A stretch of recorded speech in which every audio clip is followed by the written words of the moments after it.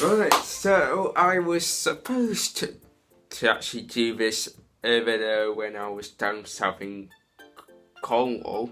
However, I got so relaxed, so I completely forgot to actually make this video, so I'm back now. But anyway, the Q&A. If you are new to our channel, or if you actually did see my latest video that came before this, where I was asking for your questions, well, this is the one that's going right. Let's make this make sense. This video is basically the one where I am going to actually answer your questions. So let's get on with it. There have actually been sometimes where I've actually thought about designing my own car. I used to actually go a bit crazy, like just do random sketches of like I used to do it. This was probably like 4 or 5 years ago, somewhere like that. I actually thought like I was actually kind of a fan of like these resto companies like Eagle, who were making resto modes of E-types, and of course Cinnho, who makes Porsche 911s. And I was like, I wonder what a modern day take on an Aston Martin DB5 would be like. So I just tried to actually get like the whole shaping and everything of the old DB5, and then take some bits out and basically make the whole car a bit more modern. And then guess what happened? A year or two later, a company which just started called David Brown Cars started to make a modern variant of a DB5. I think it's called a Speedback, I think. But basically, it looks almost identical to what I sketched, although mine wasn't official. So, yeah. Yes, I do like blue M&Ms, but you can't beat this.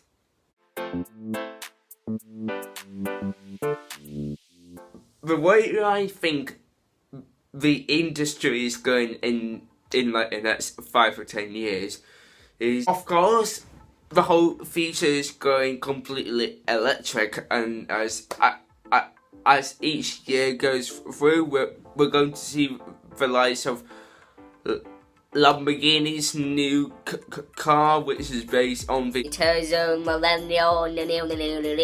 where they call it. It looks absolutely crazy. It's based on it's basically a full-on electric Lambo, which apparently has like, it's got like this kind of like skin that goes over its entire body, which apparently is made to recharge the batteries, so you've got a constantly running electric Lamborghini, which sounds pretty cool. But yeah, as for people like Porsche or in other words like the Volkswagen Group, well, of course Porsche a few months ago bought 10% of Rimac. So now Rimac is now making amazing tech for all the Porsches, which will go into Volkswagens and Lamborghinis and Bentleys and Audis and so on. Which is going to become such a massive part of the car industry, definitely within the next 5 to 10 years. So stay tuned on what's going to happen there. If you actually want to know everything that's going on with the whole Volkswagen, Porsche and Real Map thing, that I did make a video only a few months ago, just explaining it all. It'll be in description box down below. There's actually going to be quite a lot of things that I'll be having down there. I've just realised now. I'll just throw everything in there, so just have a look. Obviously, pretty much every car manufacturer is going to move forward and go further into electric cars rather than hybrids. So, yeah, the car industry in the next 5 to 10 years seems very interesting.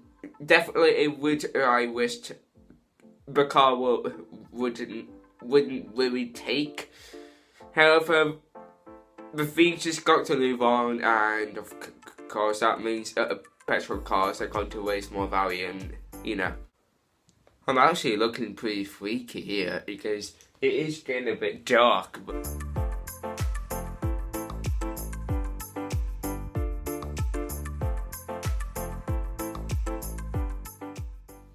If I was to actually pick a car for at least 50 grand that was able to look good in front of a big house, basically to touch on the that I had tons of money. Well, second-hand Porsche 911s could work. However, I think the best idea for this is a BMW i8. It's slow, but it's basically, brand new. These i8s were going for like 100 grand. Some probably more than 100. But basically, BMW more went for the styling of the car and the interiors, like extremeless, rather than the horsepower. You could easily tell because the car had a 1.5 litre 3-cylinder engine with like just over 350 horsepower, and the car was worth way over 100 grand, but the car just looked like a supercar. It literally did. It even still does kind of towards this day.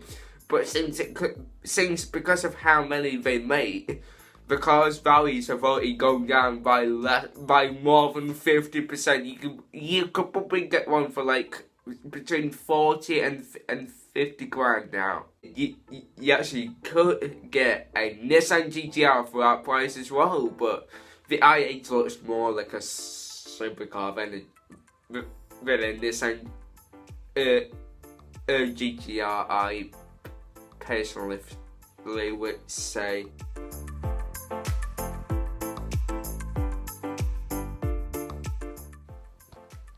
Coming in less than like 48 hours, there will be a video up of a new McLaren Speed Tail, and then yes, I am a bit late because the car was launched when I was on holiday, but yeah, I have made a video on the car already, kind of, but I wasn't really able to actually explain all of the specs, like all of the little details and all that, but there'll be a video up very, very soon, don't worry. Very well, thanks.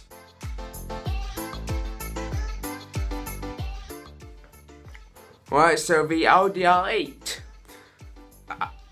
just honest, I kind of like it. It kind of goes back towards the first gen Audi R8 V10, and actually you can kind of see where this is going, because if you actually look at the R8's front or back, you can actually kind of tell that the first, like, you know, the last new R8 that came out, it has some sort of look towards the first gen, very first R8, which had a 4.2 litre V8 into it.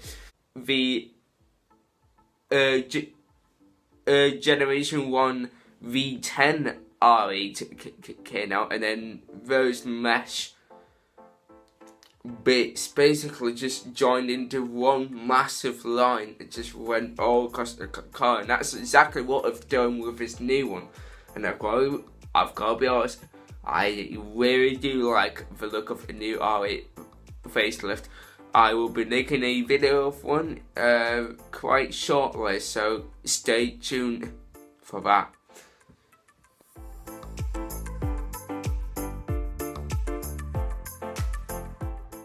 Right, there are loads and loads of places where you can find supercars.